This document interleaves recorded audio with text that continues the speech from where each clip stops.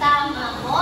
Ang kasunduan ay isang parang usap o pangako ng isang tao o mga grupo. Kayo ba, nagkaroon ba kayo ng kasunduan sa isang tao? Oo. Ano ang ginagawa kapag meron kayong kasunduan sa isang tao? Yes, Jonah? Tama. Kapag meron kayong kasunduan sa isang tao, kailangan natin itong tuparin. Maliwanag ba mga bata? Oo. Pangalawa ay pakibasa. Kakampi. Kakampi. Pakiulit. Kakampi. Ang kakampi ay isang uri ng pangalan. Na sa Ingles ay tinatawag natin ito? Tama. Para sa iyo, Alota, ano ang kahulugan ng salitang kakampi? Para sa akin po, kakampi ay yung taong may character. Tama, maaari. Ang kakampi po ay ang nangangahulugan ng kakampi po ay nagkakasundo o pagkakasundo ng dalawang tao o grupo patungkol sa isang bagay. Na ibig sabihin po nito na ang meron kang isang tao na kasagwa sa paggawa ng isang gawain o sitwasyon. Ikaw ba, Kumaran, meron ka bang kakampi sa iyong buhay? Sino iyon? Magulang, magaling dahil ang sarili niyong mga magulang ay siya ninyong kakampi sa inyong buhay. Ikaw naman, Estrada, meron ka bang kakampi sa iyong buhay? Sino naman po ito?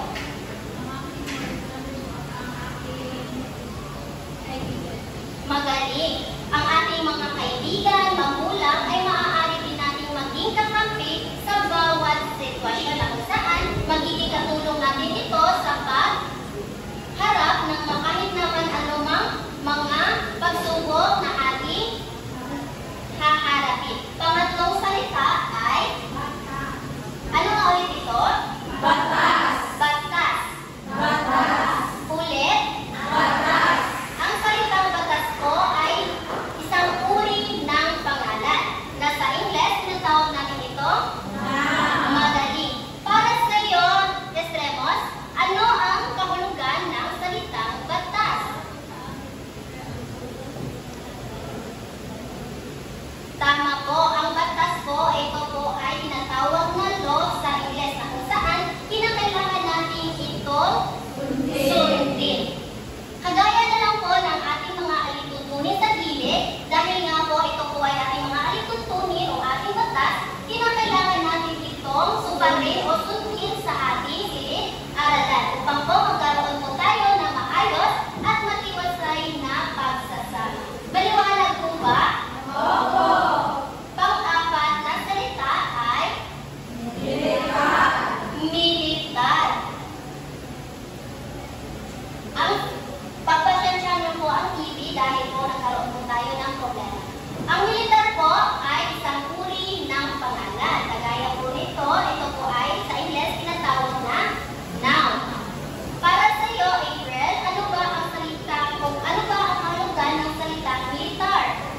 Para po sa akin, ang militar po ay yung Ha? mga taong or mga sundalo na nagpoprotekta sa ating bansa. Tama, bigyan ninyo ng dalawang bagsak si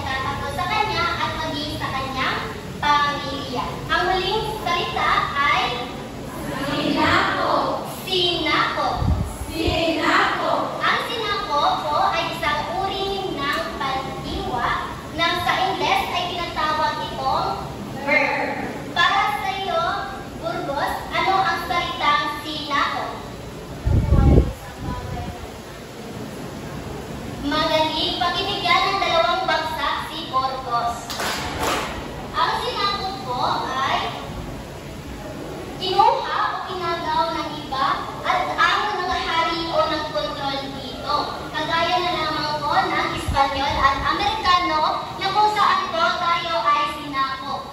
Ilang taong kaya sinakop ng mga Espanyol o mga Kastila ang bansang Pilipinas?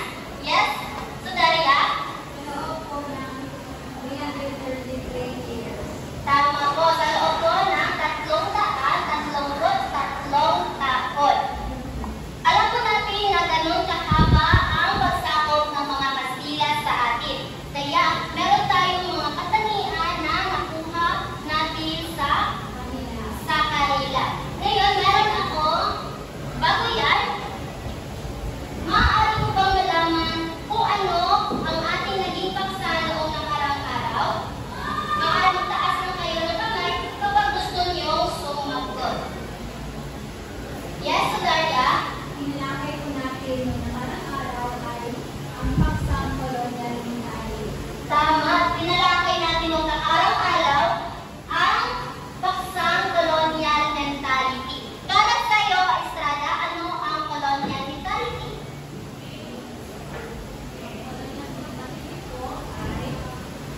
Yes, Daria?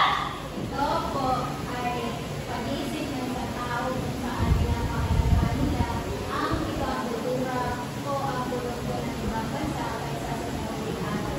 Tama po, ang colonial mentality po ay nagpapakita ng pagtangkilik ng produkto ng ibang bansa kesa sa sarili nating produkto. Para sa iyo, meron bang magandang epekto ang colonial mentality? Para po sa akin, may nagdadamang epekto ang colonial mentality. Kagaya, halimbawa na lamang po na hindi tayo nagiging mangmang or may kaalaman tayo sa ibang bansa or kung ano ang patok sa ibang bansa dahil na na-experience din natin kung ano ang meron sa kanila. At ngunit po may negatibo nga epekto ito kagaya lamang ng sinabi ni Sudaria na ang ating pag-iisip ay mas kinatagilid natin ang ibang kultura o produkto kaysa sa sarili natin. Magaling, bigyan ninyo ng magaling clap si April. Alam niyo ba kung ano ang magaling clap? Hindi po. Ganito lang yun. Isa, dalawa, tatlo. Isa, dalawa, tatlo. Ang galing-galing mo. Nakuha niyo na ba mga bata? Opo. Okay, atin itong gagawin. Isa, dalawa, tatlo. Isa, dalawa, tatlo. Ang galing-galing mo.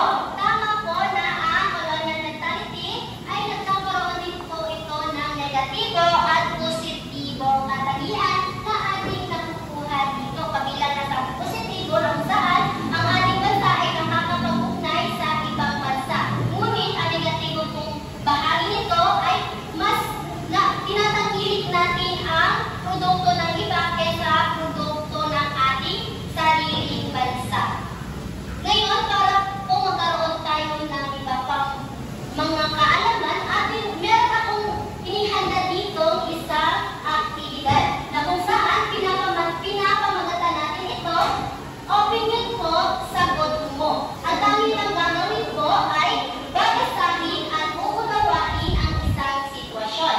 Pagkatapos, ipabahagi ninyo sa inyong klase ang inyong opinion o idea patungkol dito. Naiintindihan ba mga bata?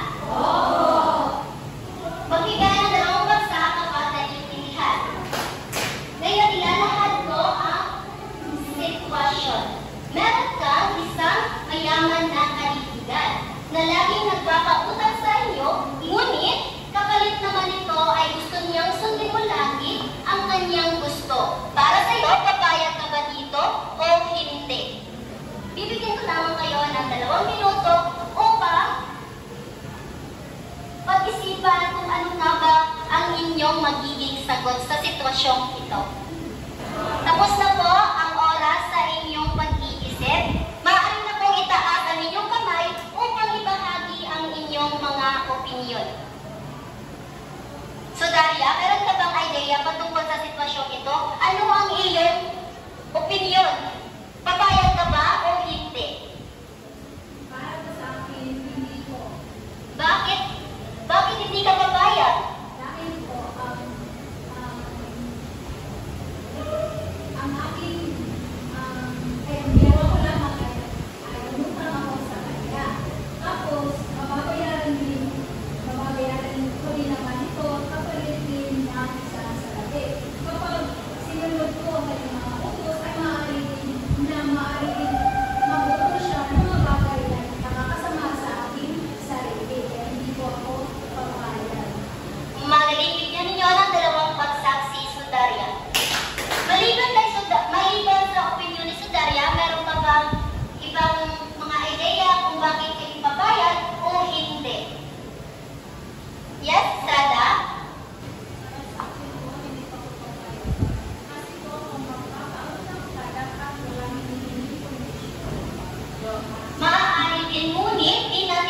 iwasan na ang tao, kapag meron kang ginawa sa isang tao, maghihingi ng kapalit o kondisyon. Kaya minsan naiipit tayo sa isang sitwasyon na kung saan meron isang bagay na di natin gustong gawin, ngunit kinakailangan natin itong gawin. Ngayon, di ba, nagkaroon po tayo ng ikalawang digmaang pandaigdig na kung saan ang Pilipinas po ay lughang ng pinsala at kinakailangan ng tulong. Ngayon, base sa ating sitwasyon o base sa ating aktibidad, ano kaya ang ating magiging paksa ngayong araw? Di ba po nagkakaroon po na kinakailangan po ng tulong ang Pilipinas sa isang bansa na kung saan sa panahon ng ikalawang pagkatapos ng pangalawang pandaigdig na digmaan ay atin po kaalyado o kakampi ang mga Amerikano. Ano nga ulit ang salitang kakampi? Ito ay ang taong tutulong sa atin kapag nangangailangan tayo ng tulong. Kaya sa sitwasyong ito, ano kaya ang pinapahiwatig o ano kaya ang mensahe patungkol dito? Yes, Daria?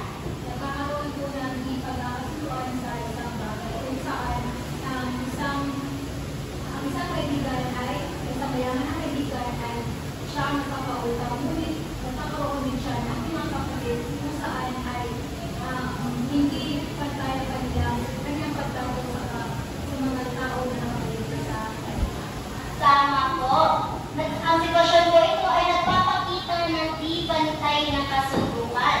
Kaya po sa araw na ito, meron po tayong bagong paksang tatalakayin. Sa tingin niyo po, ano po ang ating magiging paksa ngayong araw? Yes, Alota?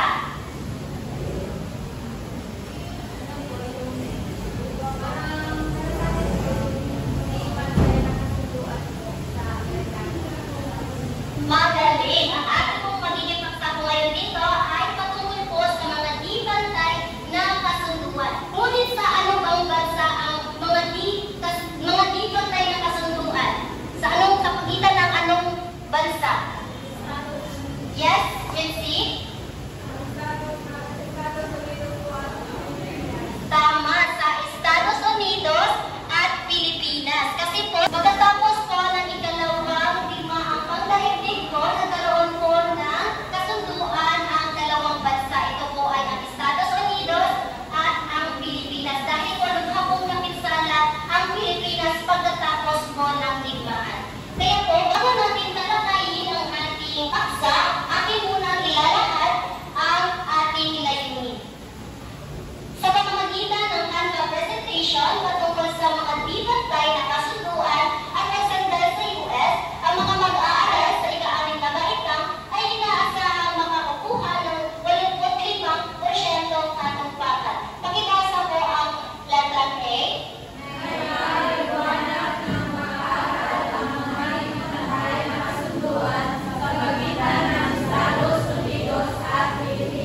Sa letrang B naman.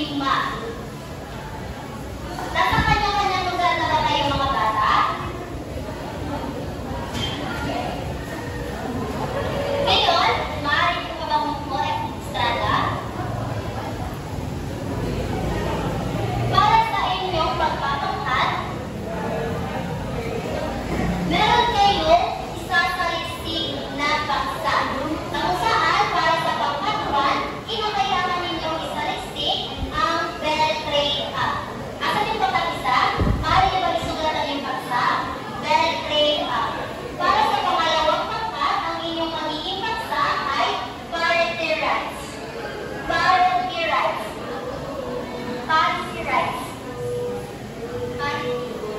parity rights. Para sa pangatlong pakat, ang inyong magiging paksa ay military bases agreement. Ano nga ulit yun? Military bases agreement. At para sa panghuling pakat, mutual defense treaty. Mutual defense treaty. Ngayon, para sa inyong mga paksa, meron kayong kinakailangan gawin. Una, alamin o hanapin ninyo kung ano ang nilalaman ng kasunduan ito. Pangalawa, sa anong paraan ito nakatulong o nakasama sa Pilipinas. Pangatlo, naging makatarungan ba ang kasunduan ito? Bakit? At panghuli, basahin ang bawat impormasyon na nakalap at i-analisa ito. Dahil ang lahat ng impormasyon na ninyo nakuha o nakalap ay magagamit ninyo ito para magsagot ng mga pasulit na aking ibibigay mamaya. Ngayon, bibigyan ko lamang kayo ng 5 minuto para magsaliksik patungkol dito. Maaari na kayong magsimula. Tapos na po ang oras na aking binigay upang magsaliksik po kayo sa inyong mga paksa. Ngayon po, atin pong itong ilalahat. Gusto ko po na bawat grupo, meron po kayong isang representante sa upang ilahad po dito sa harap ang mga impormasyon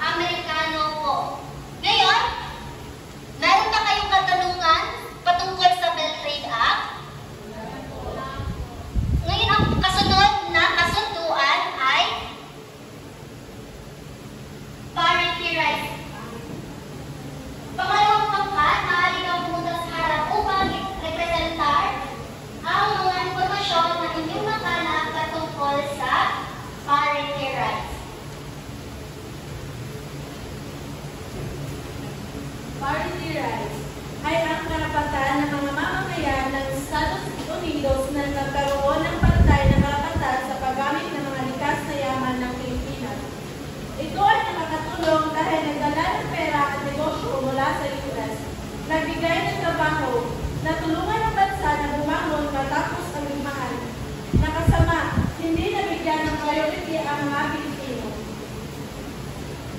Hindi masyado kasi kakakuha pa lang natin ang kalayaan pero kailangan natin ibigay ang rights na ito para makakuha ng tulong para lugi ang Pilipinas. Pang-apat, ang parity rights ay tumulong sa mabilis na pagbago ng bansa pero kapalit nito ay pagkalugi sa kontrol at kapangyarihan sa sariling yaman. Sa madaling salita, may kunting good pero mas maraming hindi patas para sa Pilipinas. Magaling bigyan ninyo ng dalawang bagsak ang pangkat-dalawa. Ano na ulit patungkol ang parity rights, Estrada? Parity rights ay karapatan ng mga Amerikano na gamitin at pagmayari ang iklase ng yaman ng Pilipinas katulad ng mga Pilipino. Tama, ang parity rights po ay binibigyan ng kakayahan o kontrol ang mga Estados Unidos upang dalawin ang mga likas na yaman sa ating Pilipinas. Ngunit naging hindi makatarunan po ito dahil mas may kontrol pa ang mga Amerikano kesa sa mga Pilipino. Ang parity rights po, meron po ito mga mabubuting at di mabubuting epekto. Sa inyong pagsasaliksik pangkat pangalawa, ano naman ang mabuting epekto nito?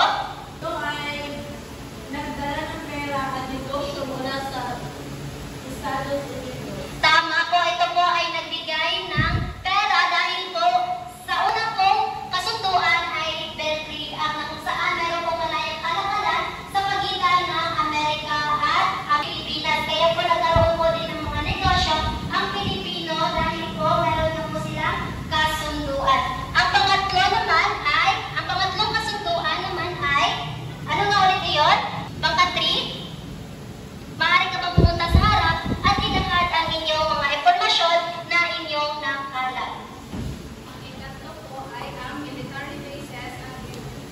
Ang 1947 Military Bases Agreement ay nagbigay ng kapangyarihan sa Estados Unidos na humawak ng mga lupain upang gawing base militar sa Pilipinas sa kabila ng pagbibigay ng kasarilan sa Pilipinas. Ang mabuting epekto nito ay nagbigay ng proteksyon sa Pilipinas laban sa mga banta ng ibang bansa. At ang hindi mabuting epekto naman ay nabawasan ang soberanya o ganap na kapangyarihan ng Pilipinas. Magaling bigyan ninyo ng dalawang bagsak si Estrada. Ang Military Bases Agreement po, ito po ay isang kasunduan na pinapahintulutan nito ang Estados Unidos na magkaroon o gumamit at magpaunlad ng base militar sa iba't ibang bahagi ng Pilipinas. Kabilang na dito sa Clark Air Base sa Pampanga at Subic Naval Bases sa Zambales. Nakakatulong po ang Military Bases Agreement dahil yan ang kabal.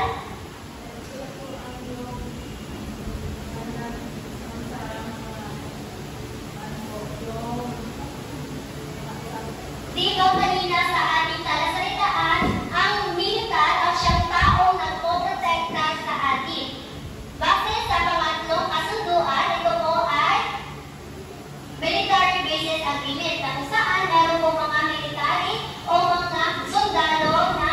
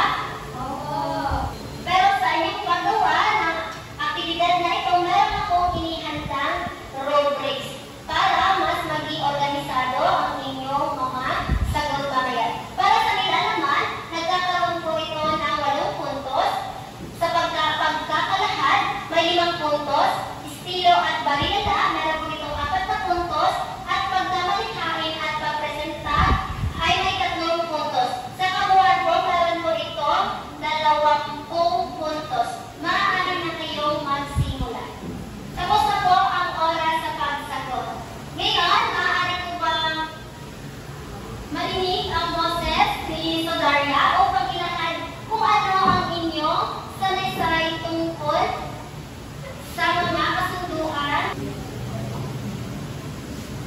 Maaari ka ba pumunta sa harap, Sodaria?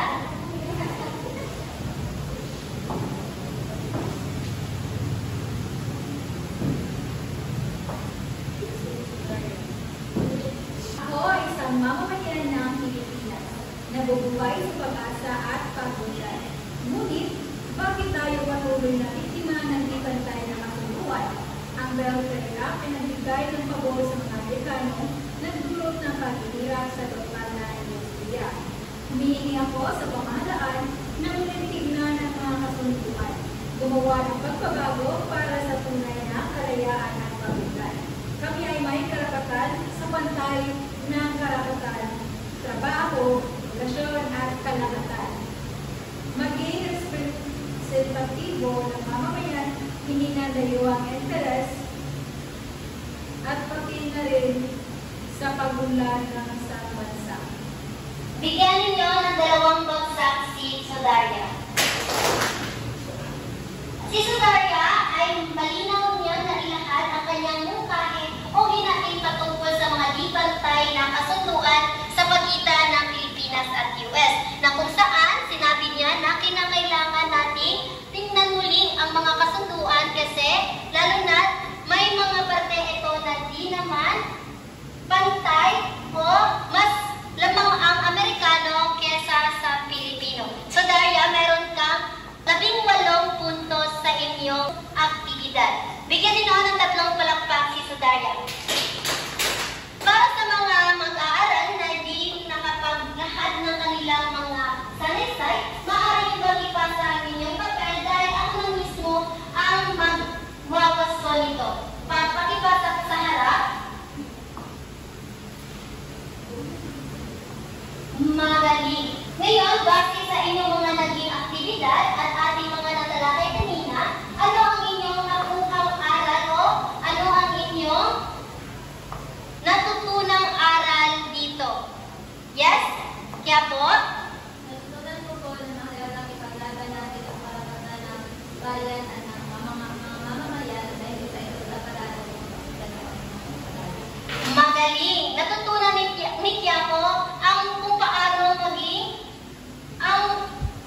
paano ipaglaban ang ating karapatan bilang tao para sa ating bansa na kung saan nagpapakita ito na pagmamahal sa bansa. Ngayon, dadako na tayo sa ating pagtataya na kung saan ang inyong gagawin ay isulat sa isang buong papel, ipaliwanag o bigyang kahulugan ang mga kasunduan sa pagitan ng US at Pilipinas. Bibigyan na lang itong kahulugan ang mga kasunduan ito. Bibigyan ko lamang kayo ng 3 minuto upang magsagot. Kumuha na kayo ng isang buong papel at maaari na kayong magsimula. Tapos na po ang oras ng inyong pagsagot, maaari na ba natin iwasto ang ating aktibidad? Para sa bilang 1, Bell Trade Act, Burgos, ano ang kahulugan ng Bell Trade Act? Isang batas na nagbigay ng karapatan sa mga Amerikano na magpagkalakalan sa Pilipinas na parang sila rin ay Pilipino. Magaling! Ang Bell Trade Act ay nangungunugan ng pagkakaroon ng malayang kalakalan sa pagitan ng Pilipinas at Estados Unidos. Tama ba? Oo! Pangalawa ay parity right. Yes, Akabal? Nagbigay ng pantay na karapatan sa mga Amerikano at Pilipino sa paggamit ng likas na yaman ng bansa kahit ito ay dapat para lamang sa mga Pilipino. Tama! Ang parity rights ay nagbibigay ng kalayaan na ang Estados Unidos ay gumamit ng mga ligas na yaman ng Pilipinas. Ang pangatlo ay military base agreement. Jonah? Kasunduang nagbigay pakitulog sa US na manatili at gumamit ng mga base militar sa Pilipinas kahit matapos ang Malaysia. Tama! Ang pang-apat ay Mutual Defense Treaty. Yes, Suarez, ano ang Mutual Defense Treaty? Ang Mutual Defense Treaty ay may layuning magbigay ng seguridad at depensa politika sa dalawang bansa.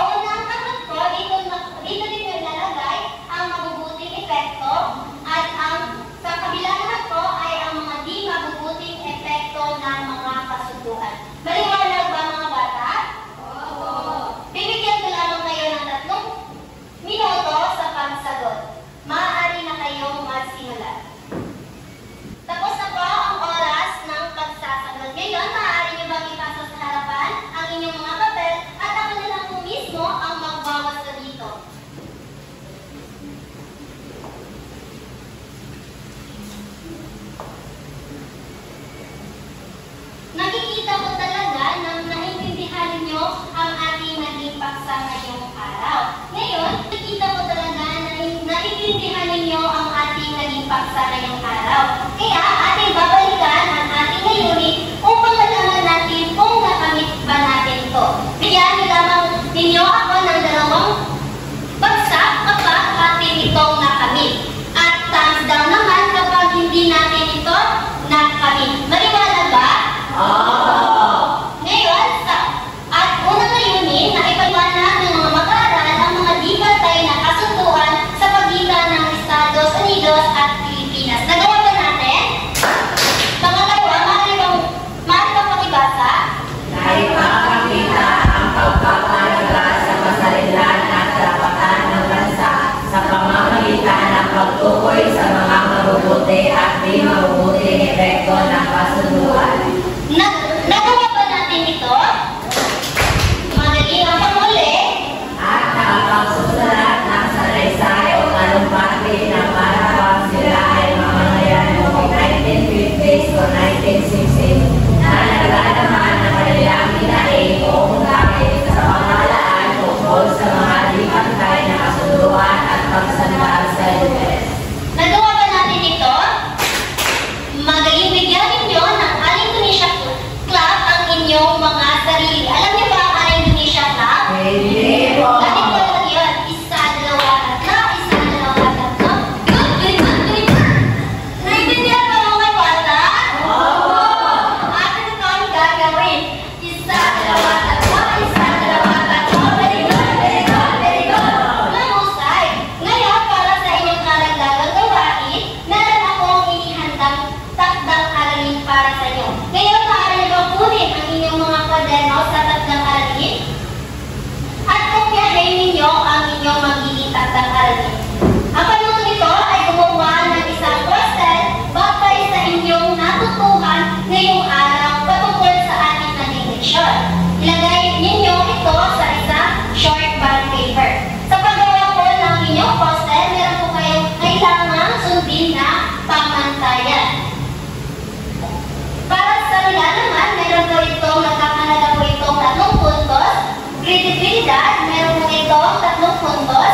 Kaayusan, may 2 puntos. At presentasyon, meron po itong 2 puntos.